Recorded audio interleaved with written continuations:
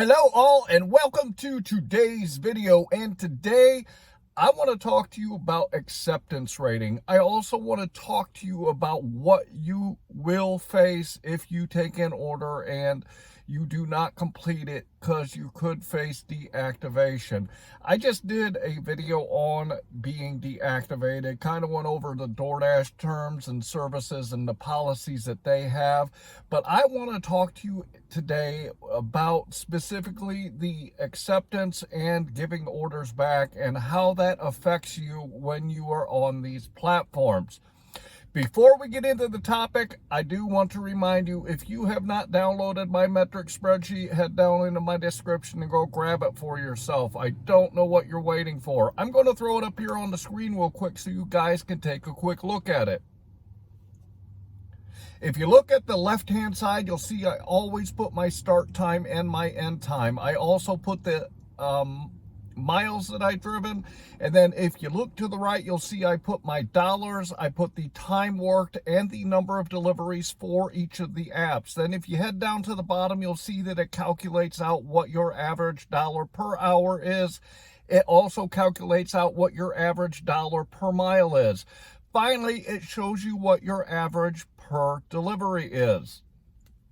If you want to know how well you're doing when you're out here doing food delivery, the only way you can do it is to keep track of your metrics. And guess what? The only way you can improve what you're doing is knowing what your numbers are. So head down into my description, go grab that metric spreadsheet for yourself. And with that, let's get into the topic. The first thing I want to talk to you about is your actual acceptance rating. When I first started doing DoorDash, that was the very first app that I used, I actually accepted virtually every order that they sent me, because I was worried that if I didn't accept those orders, that I wouldn't be able to work on the platform.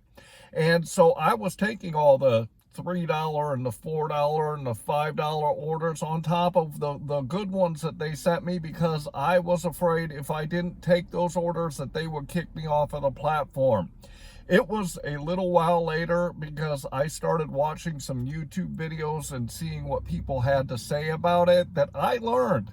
I'm an independent contractor. I work for myself. I'm a 1099 person on these platforms. I can accept or decline whatever orders I want. There is no limit on the orders that you have to accept on the platforms, because you are not an employee of these platforms. So when you take a look at the orders that they're sending you, if they fit your strategy, if they meet your dollars to time, if they meet your dollars per mile, if they're a good order that's going to land you in another spot that's going to get you that next order, take those orders. If it doesn't meet your criteria, hit that decline button. There is nothing that these platforms can do to you for not accepting an order that they send you. If you don't like it, get rid of it. A lot of people are like me when I first started, and they think that they have to take every single order when they get sent to them, especially when they are brand new. This is actually a tactic that DoorDash uses when it comes to accepting people onto the platform. They are constantly trying to add new drivers onto the platform, because they want to get the orders covered that they have, and they want to do it in the dollars that they send out initially. This is why you see a ton of $3 and $4 offers on the DoorDash platform, especially because DoorDash wants to keep as much money for themselves that they can. So what they will do is they will get as many new drivers onto the platform. You may notice that on the DoorDash app, you will see all the time that they will give you sometimes hundreds or even over $1,000 if you get somebody to join the platform and that person completes a certain amount of deliveries in a certain amount of time. How can they afford to give people this much money and they are still sending out $3 and $4 offers? It's because they know that they can get all these new people on the platform that really don't understand the fact that they don't have to take those shit orders. So they will keep pumping in new drivers all the time so that they can get those orders filled and pay them as little as possible.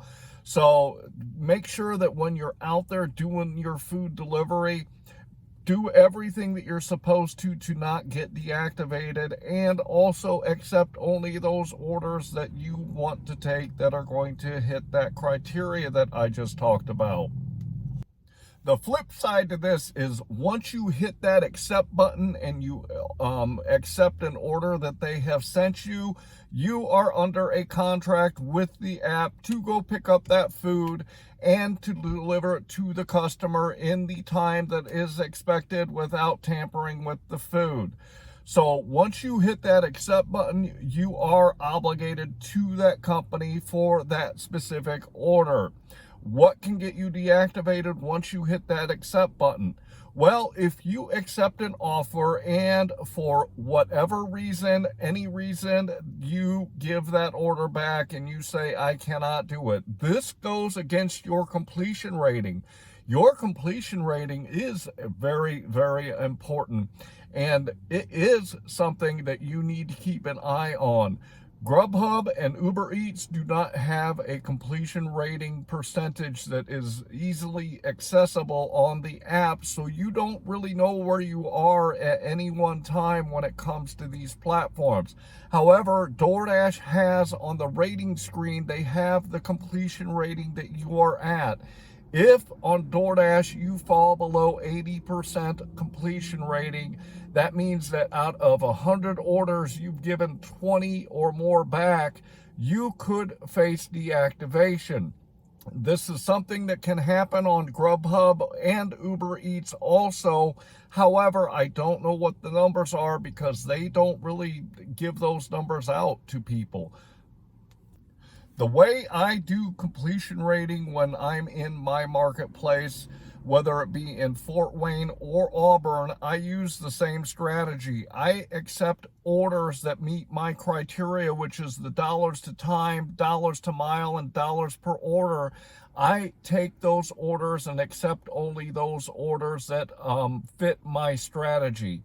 The only time I give an order back to a platform is if I accept an order and another platform sends me a better offer.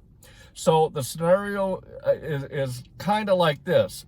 DoorDash sends me an offer. It meets my dollar to time. It meets my dollar to mile. It looks like it's going to drop me where I can get another good order. So I click on that accept button. I'm driving to the restaurant, and then Uber Eats, let's say, they send me a better offer. Let's say that DoorDash sent me a $10 offer to go 5 miles, and Uber Eats comes up and says, hey, we're going to give you $20 to drive 9 miles. I will give that order back to DoorDash. I will accept that order on Uber Eats. Sometimes when I'm multi-apping, I've talked about taking multiple orders at the same time. However, there are times when I know that I cannot accept an order on DoorDash and Uber Eats at the same time, so I will actually give the order back to DoorDash if I know that I cannot meet the requirements of taking both of the orders at the same time. It just happened to me last night. DoorDash sent me a $10 order. They had it going 5.1 miles, and I accepted it. It was a good offer from DoorDash. Uber Eats came back and said, I'm going to pay you $18.93 to go about, I think it was 8.6 miles, and that was also landing me in another good spot. So I ended up giving back that order to DoorDash, accepting that order for Uber Eats, and taking that order for Uber Eats. The cool thing about it is that ended up being about a $22 order when I got done and got the tip. And then when I was finishing that order, Uber Eats actually sent me another $17 order for about 7 miles before I had finished it. So because I gave that order back to DoorDash, I ended up making about $40 in about an hour's time from Uber Eats. So there are times when you do want to give those orders back, but use it very sparingly. As I've said many times, give back the orders very sparingly. If it doesn't look like a good order up front, go ahead and hit that decline button. You can do it as much as you want. Right now on DoorDash, I am at about 12% acceptance rating, and typically I am between 10 and 20% overall. And I am not afraid to give any order a decline if it doesn't meet my criteria.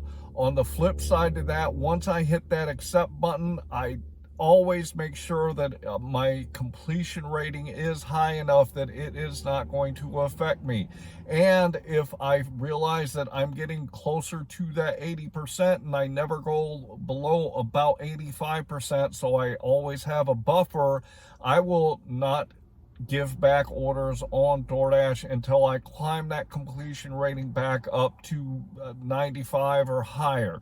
So use the completion rating the right way so you don't face deactivation. I really hope that you enjoyed today's topic. It is a very important thing, and especially brand new people do not understand that you can decline as much as you want. They also don't really understand that when you accept an order and give it back, that can really impact you up to deactivation on any of these platforms. So don't do it very often. Don't forget to head down into my description. Go grab that metric spreadsheet for yourself. I'd also like to ask you to subscribe to my channel and like this video. Also, another thing, in my description, I have a video where I talk about the 3 apps that I use on a regular basis, which is Beans, SimplyWise, and QuickBooks Self-Employed. Go catch that video down there. There's links in my description if you are interested in grabbing those for yourself. I hope that you are out there getting the money that you and your family deserve. And with that, I want to say thanks.